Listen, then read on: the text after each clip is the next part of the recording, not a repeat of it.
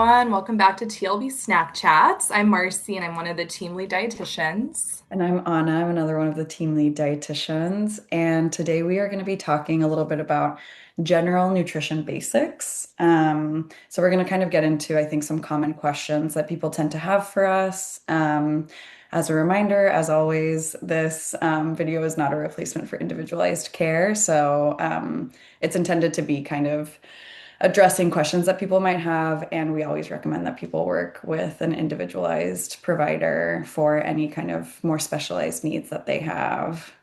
Yes, and I'm excited about this conversation too, just to get some good information out there. And as always, this will be through our weight and food neutral philosophy. So, yeah, let's get into it, Anna. So, what are the building blocks to a balanced and varied diet?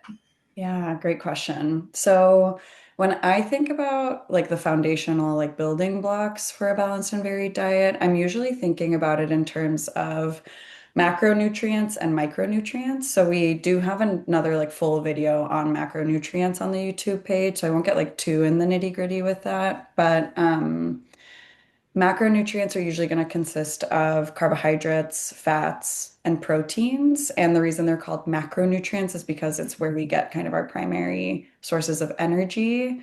And then micronutrients are typically what we think of as like fruits and vegetables, or as vitamins and minerals, which we typically find in fruits and Right. vegetables. So I feel like you hear us usually in sessions talking a little bit about color as like the fruits and Yes. vegetables in Right. Right. there. So yeah, when I think about like a balanced and varied diet, I usually think about a diet that has balance and variety of like each of those things, right? So are you getting a variety of carbs in your diet? Are you getting a variety of protein, fat sources? And then is there color in your diet? Yeah, love that. And the word color, it's like we can get all the colors. So just another Totally. way to think about variety too. Yeah. How often do you typically recommend someone eat and why? Yeah. So it kind of depends on people's needs. It's so funny. I always tell my clients, like, anytime I get a question like this, I'm always like, it's the classic dietitian's answer of it depends. So I'm sure Totally. you'll hear me say that a lot during this Oh yeah. video. But bodies in general tend to benefit from consistent intake throughout the day. And so usually what that looks like if I'm recommending like a base to someone would be getting like three-ish meals in a day, getting like one to three, two to three-ish snacks in the day, usually kind of like alternating between those two Yeah. throughout the day. And this is really to just kind of help like manage blood sugars, make sure that like a person's energy levels are staying like consistent throughout the day and not like ebbing and flowing like too intensely throughout the day and like avoiding kind of like really intense swings in there. Um, yeah, so that's typically what I recommend to people as it relates to like the consistency of their intake. Yeah, that's super helpful. And I maybe know what you're gonna say to this one, but is there one best diet for everyone to follow? Totally. Yeah. I mean it's like I'm like fighting the urge to say like it depends. Depends. Yeah. I knew But it. I was like, I know it. yeah. So the short answer, as I'm sure you can imagine, is no. Yeah. So kind of like I mentioned earlier, it's like bodies benefit from general principles like balance, like variety, consistency of intake. And I think that like those principles apply to people across the board in general. That being said, obviously, like people tend to have individualized needs based on age, activity level, chronic illness, neurodivergence, allergies, right? And so I think, I'm sure it's the same for you, but like when I'm working with someone, it's like I have those like foundational building blocks in mind of like how do we get someone eating in a way that like maintains energy levels throughout the day, and how do we get someone eating in a way so that their like labs don't start doing something that can be addressed through nutrition, right? Like that kind of thing. And beyond that, it really does come down to what is accessible to a person based on like socioeconomic status and like their Right. job, like their lifestyle. What's accessible to someone based on maybe like sensory Yeah, preferences, what's absolutely. accessible to like um if someone has like a chronic condition that like impedes their ability to like either like digest and absorb certain foods adequately or like whatever it might be, would all be kind of like factors to consider when it comes to the like best diet for an individual versus, and when I say diet, I don't mean like a fad diet that a person might go on. Right, Diet truly meaning just like the style of eating that someone engages in. right. Yeah, Yeah, and I think that's helpful because I think a lot of people hear diet and think fad diet, but we are truly totally. looking at the whole person, the whole situation for that person to come up with like what will be most supportive. Yeah, So super totally. helpful. My next question, are there good foods and bad foods? Yeah. Imagine if I was like, yep, next question. Yeah, you're like, yes, and got it. Yes, anything else? Um, so Woo, we're done. as I know, no. So as you can imagine, my answer to that is basically like that's not how I tend to categorize foods for people. I find that like putting foods into like the good and bad categories tends to like create some like black and white thinking, I guess, around like what foods am I allowed to have, what foods am I not allowed to have. And I think that because we practice from this like all foods fit perspective, I'm sure that like you maybe have like a similar approach to me where it's like my priority with people is getting to the bottom of how do you categorize foods as good or bad, and then how can I help maybe like inform that with some like nutrition education, whatever that might be, and then what's left to explore when we're talking about a relationship with food. Yeah.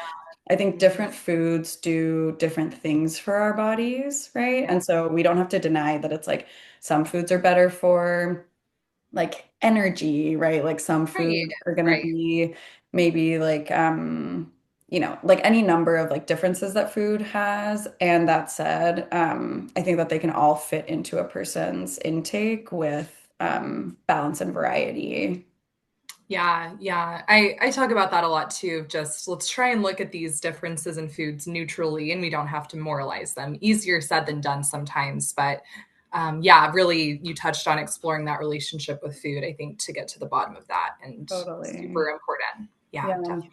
Yeah, and something I think is interesting, which maybe, is getting like in further in depth than we need to get to in this video, but it's like I think there are ways too where it's like if someone feels really strongly about like, no, I believe that there are foods that are better than others, and it is my priority to like eat with these really intense, maybe like containers on my intake, then I think the priority just becomes like, okay, no problem. Like can we make sure that you are eating enough of, again, like those Right, like bases of like, are you right. getting carbs, fat, protein, color, and are you eating like consistently throughout the day?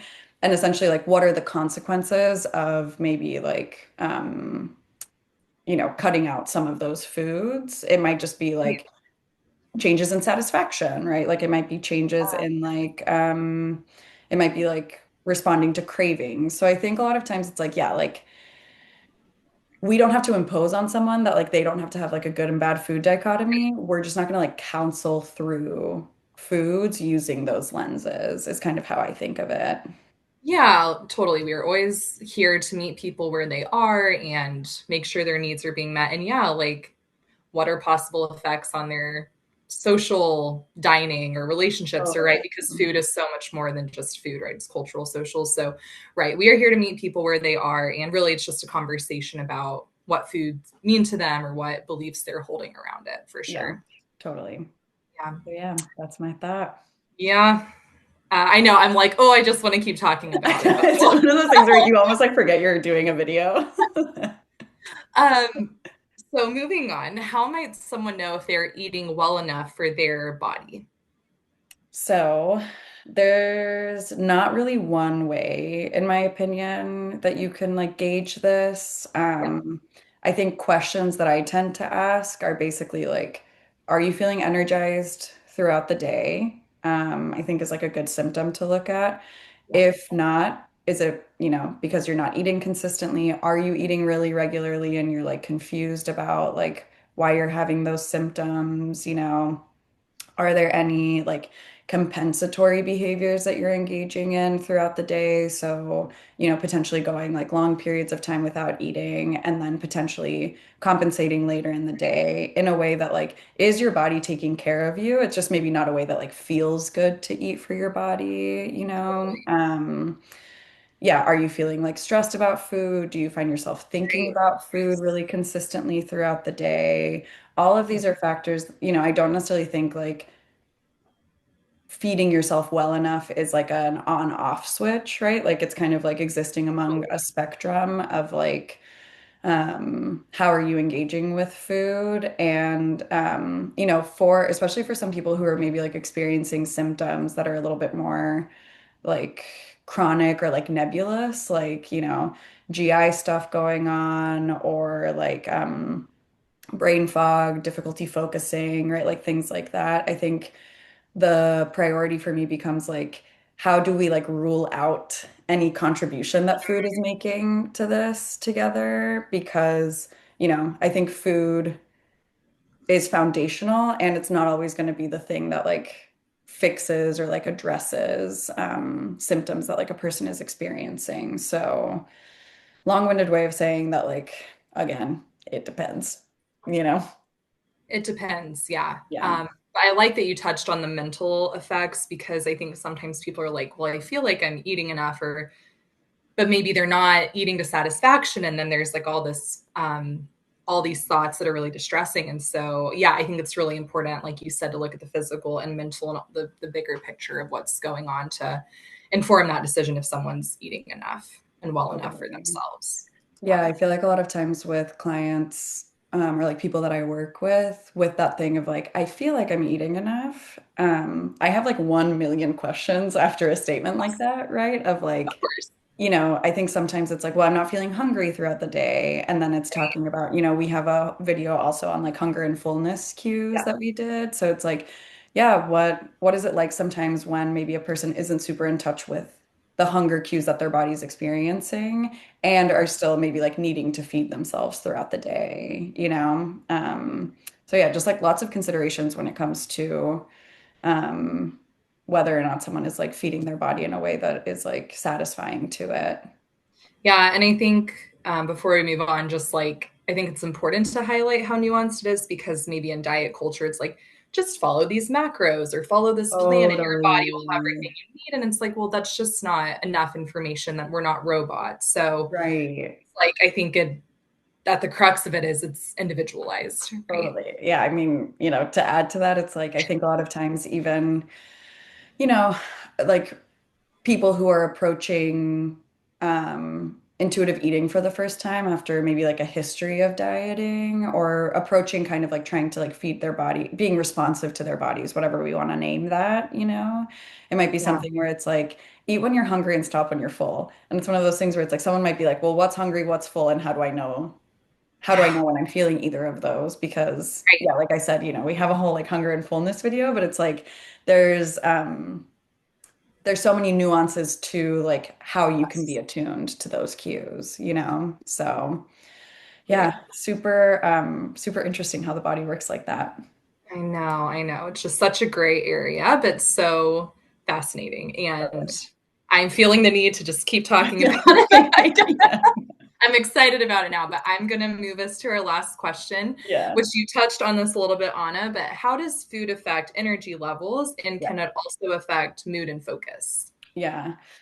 So, yeah, I mean, it's interesting to talk about like how does food affect energy levels because at the end of the day, it's like food is energy. Right. So, it is like the foundational need that we have in order to like maintain our body's processes. Right. And so, and like, not only is it giving our body energy, but then it's also giving our body the like building blocks that it then uses to like turn things over or, like build things in our body. So, the idea of like, how does food affect energy? I'm like, well, that's what it is. It's just like food is energy, which is why when we go like longer periods of time without eating or when we're not really like being super consistent with like our intake, our body has these like mechanisms to essentially like make it clear, right? I think this actually like ties into the last question, the like previous question that you asked me really well, where it's like, like you might start experiencing like pretty intense hunger, or you might experience like intense cravings, right? You might get like brain fog or feel like pretty fatigued if you're like not eating enough.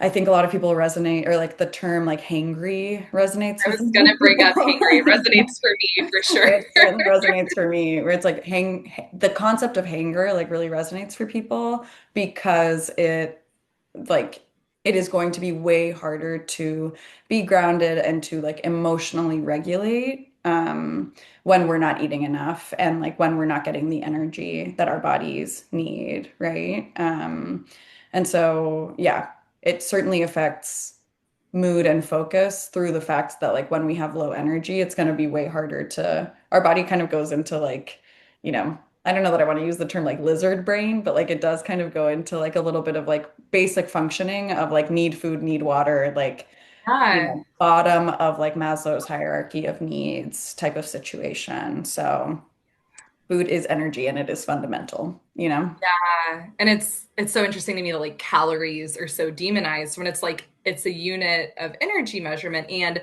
we literally need calories to survive. So it's just so interesting Totally. how that's become this like bad thing and I should avoid this when it's like no, we literally would not survive without them. So Totally. just how diet culture co-ops some of these things where it's like no, we truly just need it. Like you said, it's fundamental to our health and survival. Yeah, I mean, so interesting. It's like, hearing you say like a calorie is a unit of measurement of energy, where it's like a calorie is the amount of energy it takes to raise water 1 degree Right.